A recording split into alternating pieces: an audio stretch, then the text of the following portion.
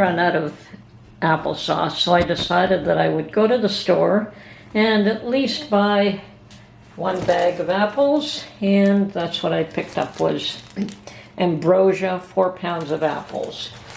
It's not the best time of year to be canning apples, but they're fine, especially since I plan to use them for applesauce.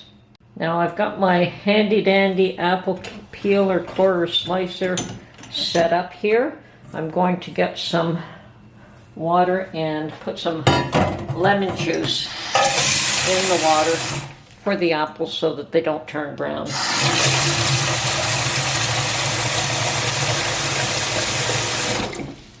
Lemon juice, the bottled lemon juice works just fine. So there we go. Just a big splash is all that's needed.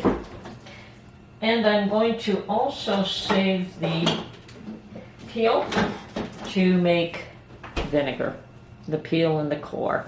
So, okay, so washing these apples, and I've got 4, 8, 12 apples.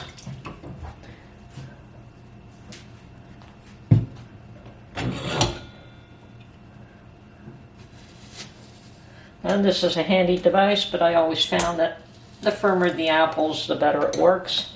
If your apples are too old or too soft, they tend to fall apart on this thing.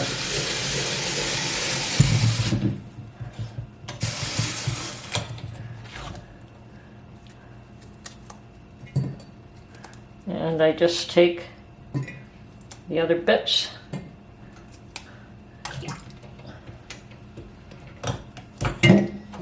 and, as I said, the peel and the core will be saved for apple vinegar.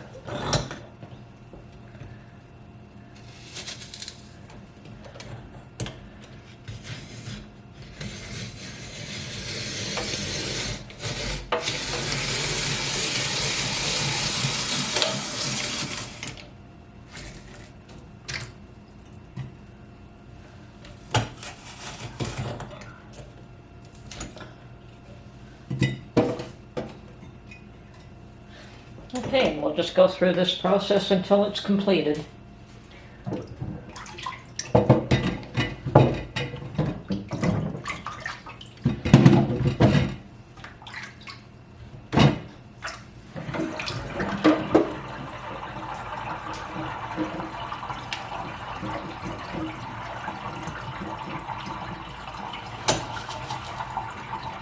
And I had completely run out of applesauce. Actually, sliced apples, I don't actually turn it into sauce. I just do this with them. I turn them into slices, and then I put it in jars, and I can just smash it up when I want applesauce, or if I wanted to use it for a pie or something like that. I can use the same jars. Excuse me. So then, rather than making a number of different preserves or jars of apples, I just make the one type and use it for multiple purposes. Now, this little fellow did not clean all that well, so I'm just going to take a knife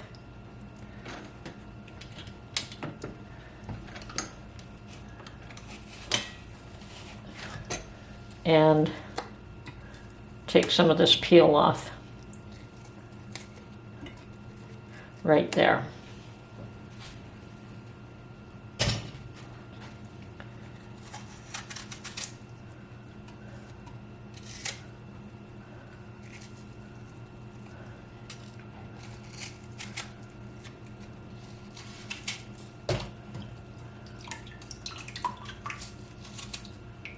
Now I can also cut these slices apart and put them in my dehydrator and make apple chips, but today I'm going to can these up.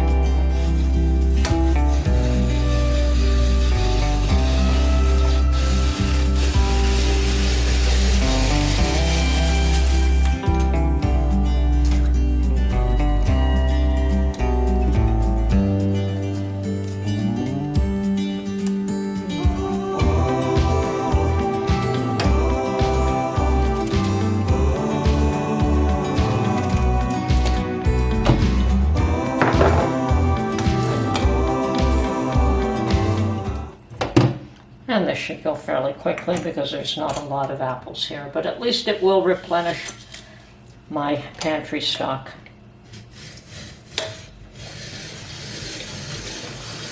Which is where I think a lot of us want to be today. We want to make sure that we have stock in our pantry.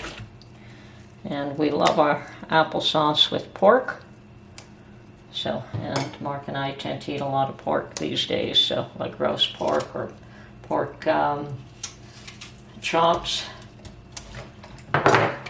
All of it's very tasty with applesauce.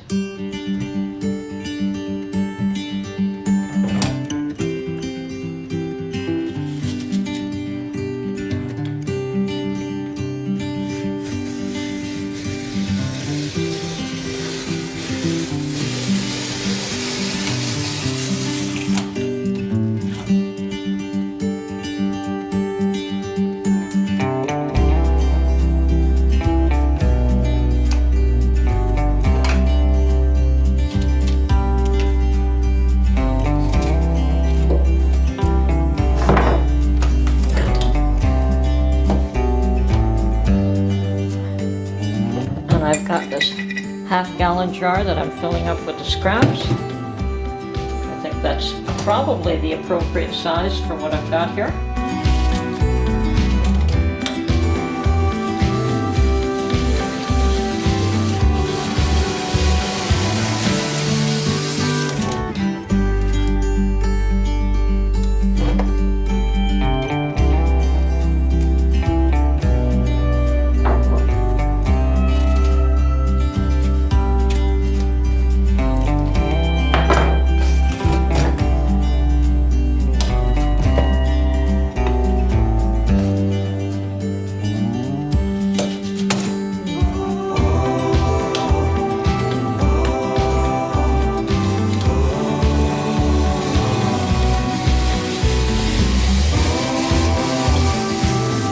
And I like to do this in the sink so it just catches everything. Keeps it clean and it's a quick wash up.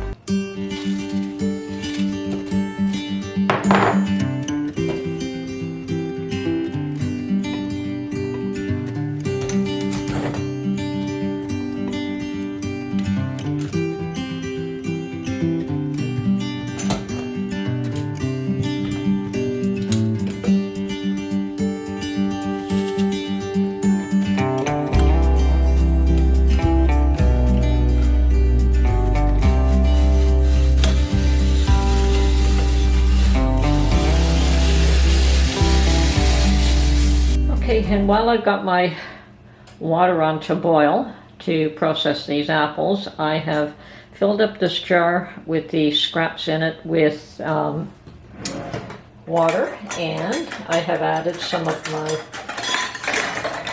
vinegar from a previous mix so that it gives it a head start. I could also add, and I think I will, a tablespoon of sugar to help that along as well, to help with the fermentation process.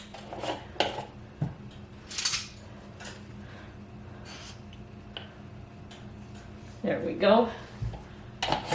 And then all I want to do is cover this up and let it sit in a dark place for a while. Now we don't want to seal it, but we do want to cover it up to keep flies and everything else out of it. And I think I'm going to just toss it into a bigger jar. Just to be able to mix it all up, and then it'll go back into that one. Probably should have mixed it up in this jar to begin with.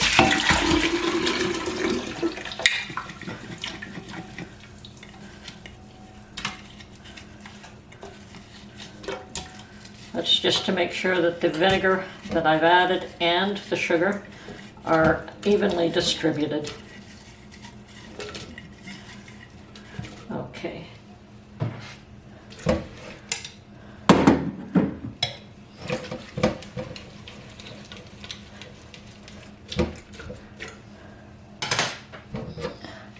And you could leave this in here, but I think it'll do better in a jar that's full to the top. So I'm going to put this all back in here again.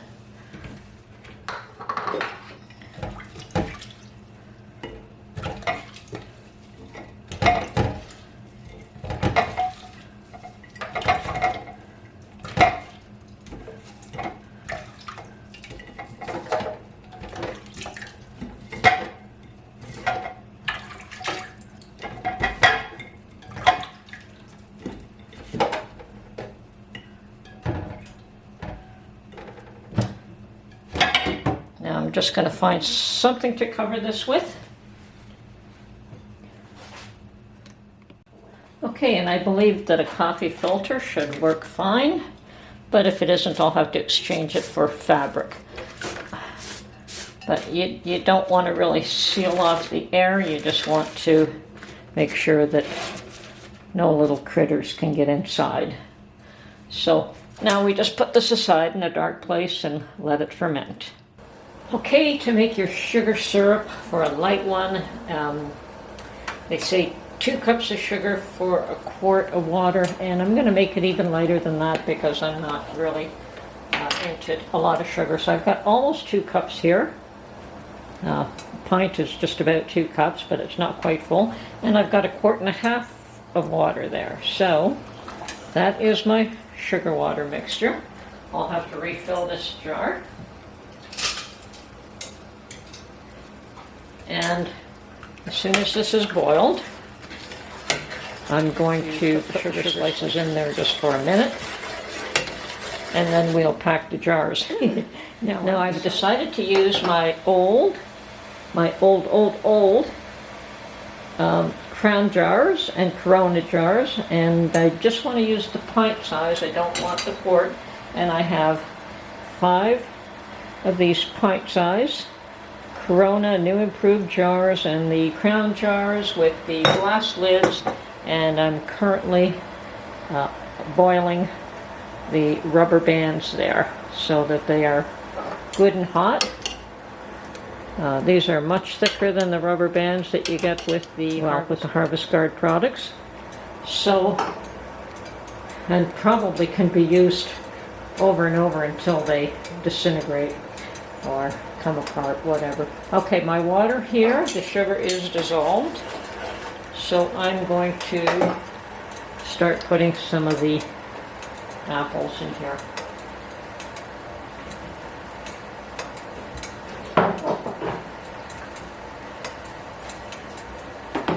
Actually, I'm going to strain these.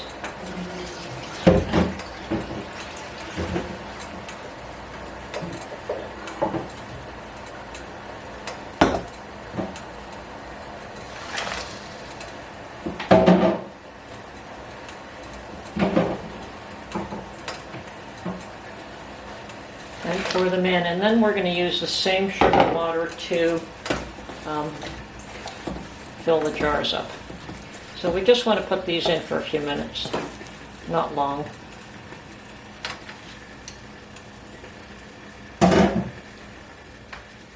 Oh, it looks like it'll be fine. Okay.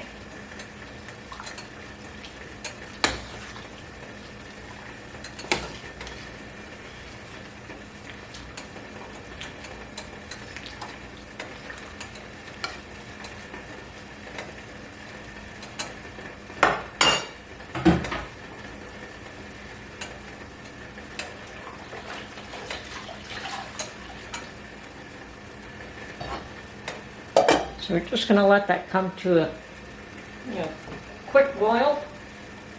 My jar is ready here.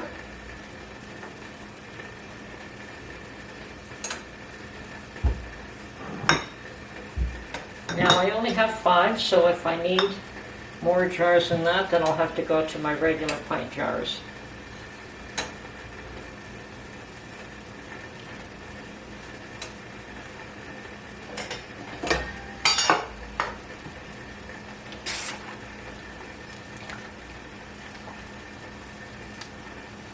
Now we're just going to let this come back up to a boil. We're not going to really cook it, but just let it come back up to a boil.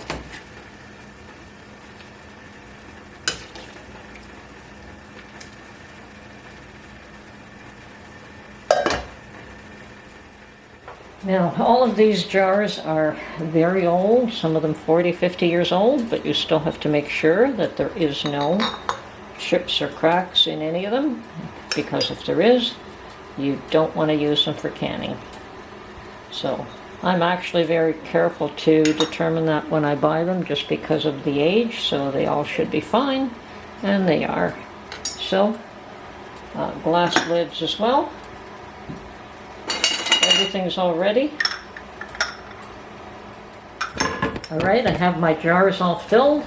I have debubbled. I thought I had the camera on, but apparently I didn't, so I'm just reiterating here what I've done. And I've tried to put an equal amount of apples in each jar, and then filled up the rest with the sugar water mixture. Okay. Okay, I'm going to very gently clean the outside of these jars with some vinegar. I really don't want the vinegar to go inside. And the rubber sits on the ledge as opposed to the top ring anyway. So that is where we want to clean. These jars are just a little slightly different. They do have a ledge where everything seats as opposed to the top. Okay.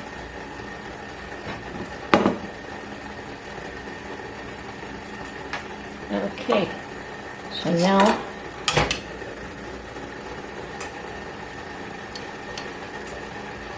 I'm going to seat all my rubber rings.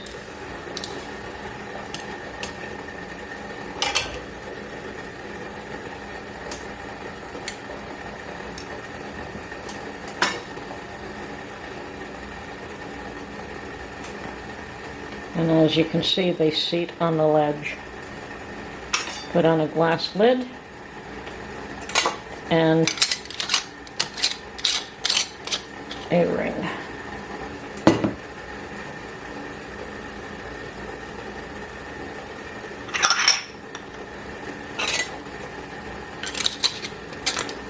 And then we will water bath can these for about 20 minutes. And that is just a little bit hot for my hands.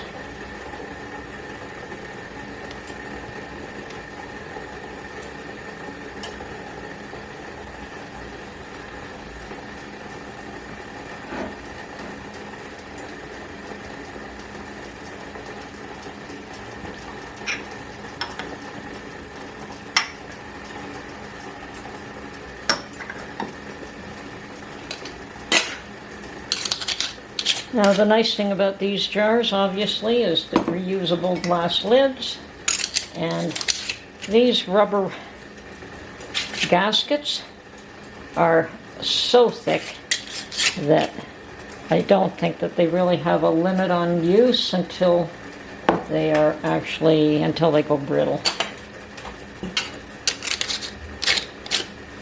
And they only cost me $1.99 for a dozen.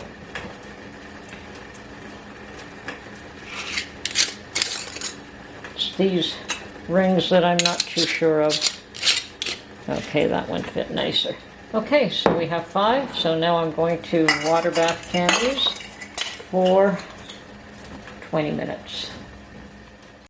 Okay, and because I don't have a specific water bath canner, I use the largest stainless steel pot that I have. I have a rack that'll fit at the bottom, and these are small enough that I can cover this totally with water. And I could fit all 5. It looks like I could have fit 7 in here if I had 7, which is nice, good to know. So I'll just put these on the stove, fill it up with water, cover them at least an inch, and then bring it to a boil. Once it's come to a boil, you let it boil for 20 minutes. Okay, and one of the things you may have learned about water bath canning, the difference between water bath canning, ouch, that's hot, and pressure canning is that pressure canning, you only put a small amount of water, whatever the canner company recommends for the size of canner, and you seal that and bring it up to a pressure. Now, water bath canning, you have to cover the jars completely. There is no pressure applied. So a regular lid will do on this. You just have to have the jars totally submerged underneath the water. So, and as I said, I've never bought a water bath canner, mostly because I've got good sized pot that I can use for that purpose, that I don't use too often anyway. Okay, this is Tony from Her Homestead Skills. I hope you enjoyed this video, and we'll catch you on the next one.